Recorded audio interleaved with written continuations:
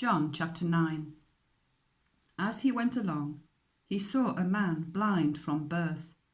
His disciples asked him, "Rabbi, who sinned, this man or his parents, that he was born blind?"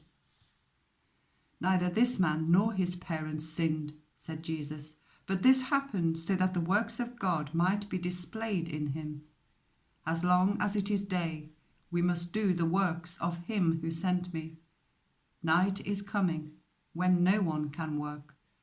Whilst I am in the world, I am the light of the world."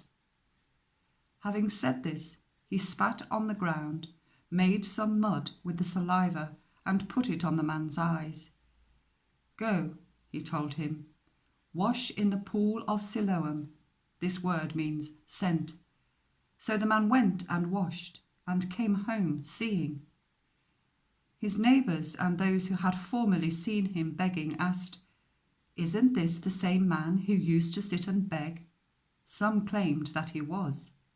Others said, "No, he only looks like him." But he himself insisted, "I am the man." "How then were your eyes opened?" they asked. He replied, "The man they call Jesus made some mud and put it on my eyes. He told me to go to Siloam and wash, so I went and washed, and then I could see." "Where is this man?" they asked him. "I don't know," he said. They brought to the Pharisees the man who had been blind. Now the day on which Jesus had made the mud and opened the man's eyes was a Sabbath. Therefore the Pharisees also asked him how he had received his sight. "He put mud on my eyes," the man replied, "and I washed, and now I see." Some of the Pharisees said, "This man is not from God, for he does not keep the Sabbath." But others asked, "How can a sinner perform such signs?" So they were divided. Then they turned again to the blind man. "What have you to say about him? It was your eyes he opened." The man replied, "He is a prophet." They still did not believe that he had been blind and had received his sight until they sent for the man's parents. "Is this your son?" they asked. "Is this the one you say was born blind? How is it that now he can see?"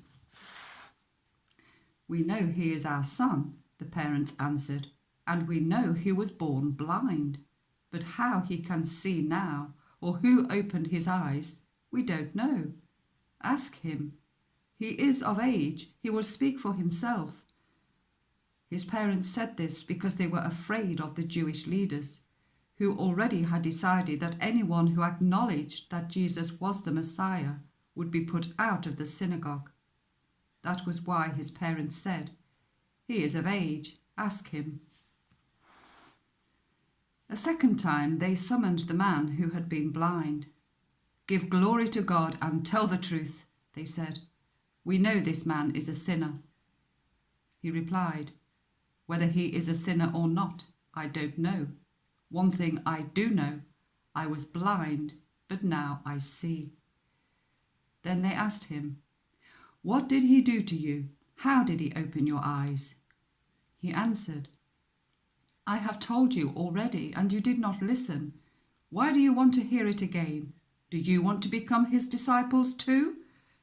Then they hurled insults at him and said, "You are this fellow's disciple. We are disciples of Moses. We know that God spoke to Moses, but as for this fellow, we don't even know where he comes from." The man answered, "Now that is remarkable. You don't know where he comes from, yet he opened my eyes. We know that God does not listen to sinners. He listens to the godly person who does his will. Nobody has ever heard of opening the eyes of a man born blind. If this man were not from God, he could do nothing." To this they replied, "You were steeped in sin at birth. How dare you lecture us?" And they threw him out. Jesus heard that they had thrown him out, and when he found him, he said, "Do you believe in the Son of Man?" "Who is he, sir?" the man asked. "Tell me, so that I may believe in him." Jesus said, "You have now seen him. In fact, he is the one speaking with you." Then the man said, "Lord, I believe," and he worshipped him. Jesus said, "For judgment I have come into this world, so that the blind will see, and those who see will become blind." Some Pharisees who were with him heard him say this and asked, "What? Are we blind too?" Jesus said, "If you were blind, you would not be guilty of sin, but now that you claim you can see, your guilt remains."